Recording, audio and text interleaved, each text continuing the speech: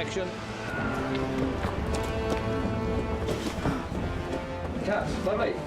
Hi. Welcome to our new blog. This time, we thought we'd talk a little bit about 3D. Get a good look at your opening shot. Yeah, okay, there you go. Just arm in a little closer. Just watch your back. Hi, I'm Angus. Welcome to the world of 3D. Shooting The Hobbit in 3D is a dream come true. I mean, if I had the ability to shoot Lord of the Rings in 3D, I certainly would have done it. What I actually did on the Lord of the Rings is I had a 3D camera taking 3D photographs. Hopefully, one day, maybe even on 3D Blu-ray, we might be able to actually show you some of the 3D photos from 10 or 12 years ago. 3D and I've got reading glasses, it's all good. But now, the reality is that it's not that difficult to shoot in 3D. I love it when a film draws you in and you become part of the experience. And 3D helps immerse you in the film. The essence of our camera system is a camera called the Red Epic. Really, it's this thing that enables us to shoot 3D on The Hobbit.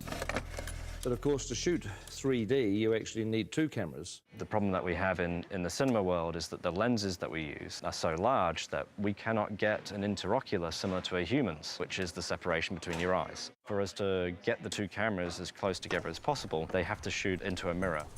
We have to use a mirror system, which is a rig that's designed by a company called 3Reality. one's left eye, one's the right eye. One shoots through a mirror, the other one bounces off a mirror, and so the two images are perfectly overlaid. With using two eyes, we can move the cameras apart and also, more importantly, is find a convergence point. For example, see around someone's face, just like you're looking at a friend. The convergence point is the screen plane itself. 3D forms two places, positive space, which is inside the box, what you see behind the person who's standing on the screen, and negative space, which is what you feel comes out into the audience, an arm, a bullet, or whatever you want. And the whole idea with these rigs is you can change the interocular and the convergence as we're shooting. We can see that separation on a 2D screen with a left and a right eye overlay. So we can do this live throughout a shot, changing our 3D effect the whole way through. Roll sound. We're watching the movie in 3D as we make it. Ah, that looks so good. You almost feel like you're in it. A lot of people have an image of 3D being big and cumbersome, and that's true, but we've got a lot of different rigs that we've built for different purposes. It's actually easier in this weird 3D world to have different camera systems for different uses.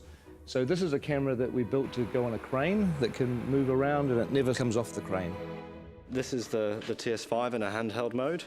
It's our main workhorse camera. It's light, it's small, so it allows Peter to get into very tight, narrow corridors and caves as if he would with a 2D camera. Oh, yes, yes, yes. You know, mobile camera work has always been very important for the films that I've made, and the last thing I wanted to do when we went to 3D was to restrict or change the shooting style. So with the camera doing the help as well, you don't need me to do much.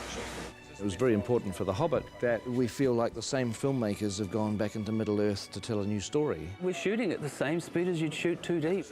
Dollies, cranes, Steadicam, we put it on the shoulder and we shoot handheld. The same as we would always shoot a movie. Of course, once you've got 3 or 4 cameras for main unit, you need 3 or 4 cameras for second unit, which is 8 cameras, which is really 16 cameras. This is a world of the Hobbit camera department. We have 48 Red Epic cameras, and they're on 17 3D rigs. This one's called Walter, which was my grandfather. This one's Ronald, my uncle. Emily was Fran's grandmother. Perkins was actually Fran's dog. Witchy Poo, Frank, Bill is my dad. Fergus is the name of one of our pugs. Tricky Woo, that's the name of Pekingese. Stan is another one of our pugs. There's cameras called John and Paul, George and Ringo, who are not relations of mine. Are we having fun? We're not shooting film, we shoot digitally. We shoot onto these cards, which slot in the side of the camera. And each one of these is 128 gig. On top of that, you're shooting at 5K resolution.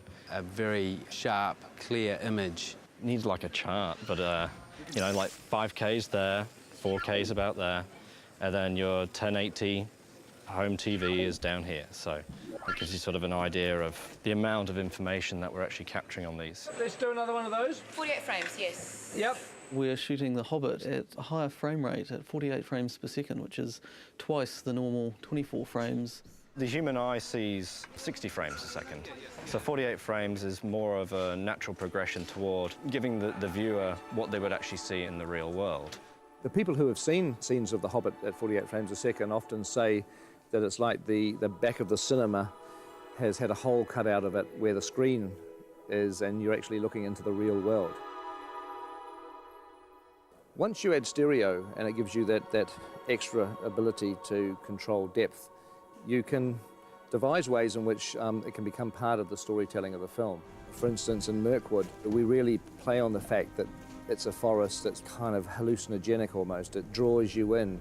It makes you part of it, and you may never get out. What we want is just to stay where you are and then... Stay back! Stay where you are! Mirkwood is a big forest, and it's full of vines and sinister-looking trees, I suppose you say. It has a lot of things hanging down, a lot of things coming from all sorts of angles, and it helps us with the 3D to be able to push into that and try and get the audience to feel that they're actually trying to move into the forest with the cameras and give it that dark and look over your shoulder feeling. Colour-wise, with the red camera, tends to eat colour a little, and so we add more colour. If you look at the ungraded footage, the trees look incredibly psychedelic. They look like they were painted in 1967. We wouldn't normally be quite as bold as this, even in Mirkwood, which is an enchanted forest, so it's like we oversaturate. Look! In the movie, they won't look anything like that. They'll be graded down, and you'll just get the barest hint of colour in the finished film. They're coming back!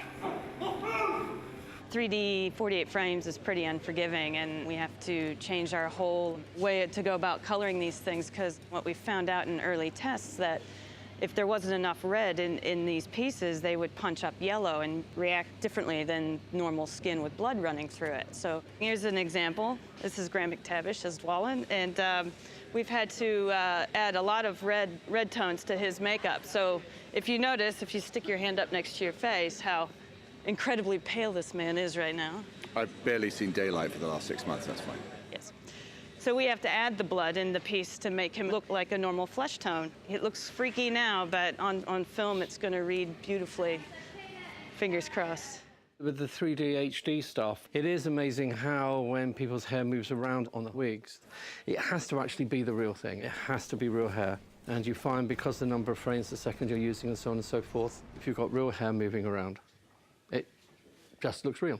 I've never worked on a film that's 48 frames per second and uses the cameras that we're using. It's challenging to look for fabrics that work.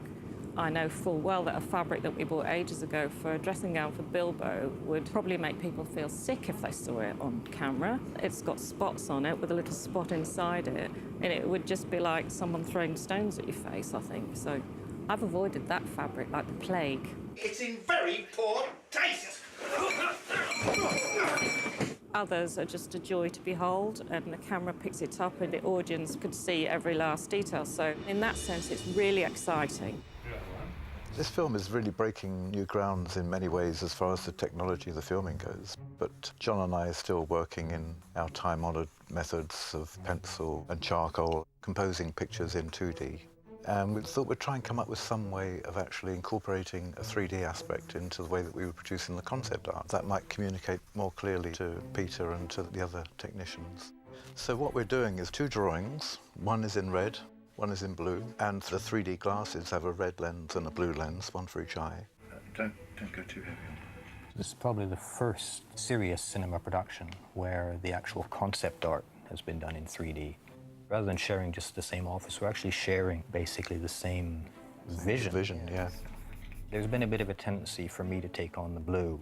And obviously, you know, sitting on the right-hand side of the picture, it's easier to actually get your head around the left side. It doesn't make sense when you try and explain it like that. It's a huge help for Peter because we're actually proposing the full depths. I mean, it means Peter has to wear glasses when he looks at our art, but... Yeah. My God, coming at you, look at that. Whoa! If you happen to have a pair of glasses like these at home, you should be able to see the artwork in 3D. You look great. Very three-dimensional. You've definitely improved. I know. So I hope you found this blog interesting. I know it's a little frustrating because just about everything we've been talking about you can't actually see at the moment. You can't see the 3D, you can't see the 48 frames, you can't see the 5K, but you will. December 2012, you'll finally get a chance to see what we've been talking about. Anyway, I've got to get back to set. It looks like they're almost ready for me down there. We're actually shooting today, as you can see, in a pine forest, but it's not really a pine forest. It's a polystyrene and plaster pine forest. But very shortly, we're going to be leaving the studio and moving on to locations for a few months. So the next time we see you will be from a location somewhere in New Zealand. Catch up with you soon.